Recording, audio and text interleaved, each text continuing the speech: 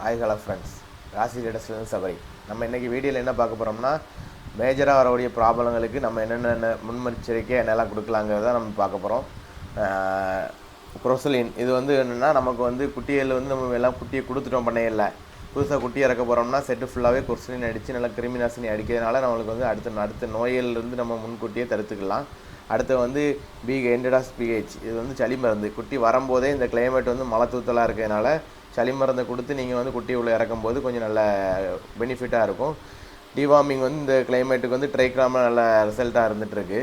அடுத்ததாக நம்ம பார்க்கக்கூடியது அயன் டானிக் குட்டிகள் இந்த தடவை அதிக குட்டிகள் நமக்கு படிச்சாவு இந்த மாதிரி பிரச்சனைகள் எல்லா இடமும் இருக்குதா சொல்லி நம்ம கஸ்டமர் எல்லாமே சொல்லியிருந்தாங்க.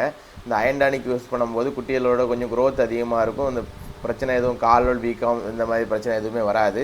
அதுக்கப்புறம் நம்ம காரிகளோட லிவர் டானிக்கு ப்ரோபயோட்டிக் எல்லாமே நம்மளோட ஸ்டாக் இருக்குது. எல்லாமே ஆஃபர் ப்ரைஸில் கொடுத்துட்ருக்கோம். அதேமாதிரி குட்டி நீங்கள் பண்ணையாளர்கள் குட்டிகள் வளர்க்கும் போது மினரல் மிக்ஸ் கட்டி கண்டிப்பாக போட்டு வளங்க. குட்டிகளுக்கு எந்த கம்ப்ளைண்ட்டுமே அதிகபட்சமாக வராது. எல்லா சத்துமே இதில் உங்களுக்கு கிடச்சிரும்.